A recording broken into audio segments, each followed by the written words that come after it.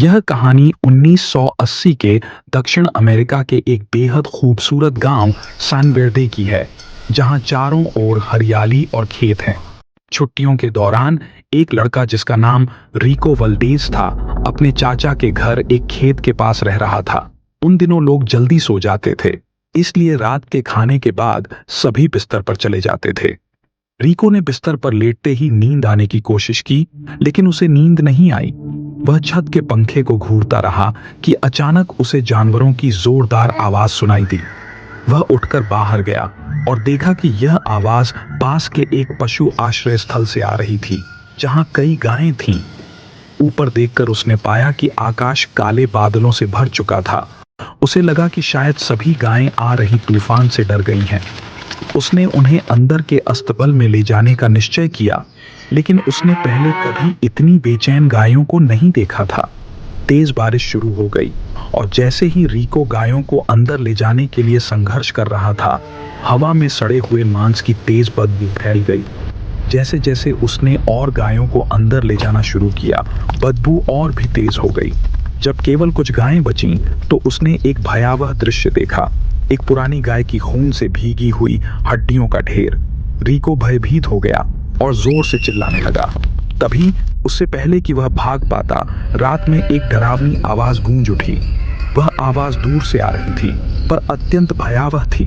यह आवाज एक सीटी की थी, साधारण सीटी नहीं, बल्कि एल मुर्सिएलागो का श्रापित आह्वान। रिको का खून जम गया। उसने एल मुर्सिएलागो की कहानियां सुनी थीं, एक दानव जिसकी सदियों से सभी को डराता आ रहा था। उसके रिश्तेदारों ने उसे एक आदमी की कहानी सुनाई थी जिसने इस दुःस्वप्न का सामना किया था। वह आदमी घोड़े पर सवार था जब उसके घोड़े ने किसी चीज पर ठोकर खाई, एक हिरण की हड्डी जिस पर अभी भी मांस लटका हुआ था। जैसे ही वह समझ सका, एक भयानक सीटी ने हवा में गूंज मारी। घबराहट में वह आदमी भागने की कोशिश करने लगा, लेकिन तब तक बहुत देर हो चुकी थी। ऊपर पेड़ों में एक विशाल छाया दौड़ रही थी और फिर एक हड्डी जोर से उसके सिर पर टकराई। उस प्रहार से उसका खोपड़ी टूट गई। जैसे ही वह मदद के लिए चिल्लाया, अंधकार से एक 19 फीट लंबा आकृति प्रकट हुई। वह चौड़ी टोपी पहने हुए था और उसका विकृत चेहरा मानवीयता से परे था। उसके सड़े हुए मांस ने उसके विशाल शरीर को लपेट रखा था और उसके कंधे पर एक फटी हुई बोरी लटकी थी जिससे खून टपक रहा था। उस बोरी में उसने अपने पिछले शिकारों की हड्डियां रखी थीं। आदमी अपनी जान बचाने के लिए भीख मांगता रहा, लेकिन एल मुर्सिएलागो ने कोई दया नहीं दिखाई। अगले दिन सुबह गांव वालों ने उस आदमी की केवल पिसी हुई खोपड़ी पाई, जहां से सब कुछ छीन लिया गया था। जब रिको ने इस डरावनी कहानी को याद किया, तभी जमीन पर एक लंबी छाया फैल गई। उसका दिल तेजी से धड़कने लगा, क्योंकि एक भयानक आकृति पेड़ों से भी लंबी उसके सामने प्रकट हुई। उसकी सड़े हुए मांस की लटकी हुई परतें और उसकी तीखी निगाहें सीधे रिको पर टिक गईं। एल मुर्सिएलागो वहां था। उसकी पीठ पर लगी खून से भीगी बोरी हड्डियों से खनक रही थी। जैसे जैसे वह दानव आगे बढ़ा, उसकी विकृत बाहें फैलती चली गईं। रिको ने अपनी जान बचाने के लिए दौड़ना शुरू किया।